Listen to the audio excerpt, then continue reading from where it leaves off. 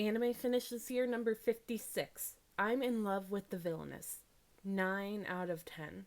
I can completely understand why someone might have dropped this early on in the season. The early content with Rei running around and harassing the character that's meant to be her love interest isn't the funniest thing in the first place, and even then, the joke somewhat wears out pretty quick.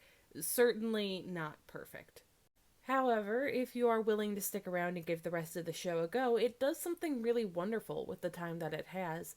Sure, there's still a lot of comedy hijinks to go around, most radiating from the dynamic between Claire and Ray, but when we actually slow down and take a look at Ray, something really special happens. The show actually dives into her mindset surrounding her sexuality. And let me explain why that's important in a show like this. Yuri as a genre has this kind of bad habit that it falls back into quite a bit, where characters will essentially go, I don't like girls, her being a girl or not doesn't matter, I just like her. Basically, the entire genre likes to downplay the fact that female characters who are attracted to female characters might, in fact, be lesbians and or bisexual. This can be done for a variety of reasons. S-class literature and the vein of Yuri that descends from it tend to want to portray this as a phase that girls go through and will eventually grow out of. And Yuri series that have a male target demographic will want to downplay the queerness of the female characters so they can also be framed as still available to male affection and thus still available for the viewer so that they can move some merch. And that's if they comment on things at all. Sometimes we don't bring up the idea of attraction at all, or leave the romantic side of things purely in the realm of implication, never to be actually acted on by the series itself. Having a Yuri series that outright acknowledges that for Rei, it's not just about a person, that gender does matter to her and that she's only attracted to women is actually a little bit out of the norm for this genre.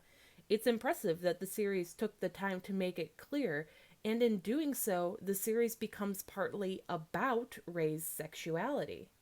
Through the bits and pieces that we see of Rei's prior life, it's made clear that she's always been queer, and it did have an impact on her life, both socially and emotionally, before she was reincarnated, directly leading into the mindset that she has once living in this new world.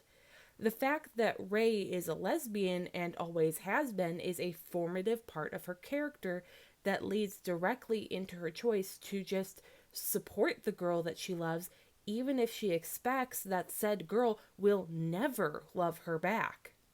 The series then goes on to show us how this is a somewhat unhealthy mindset for her to have, and the burgeoning growth of something more between Rei and Claire.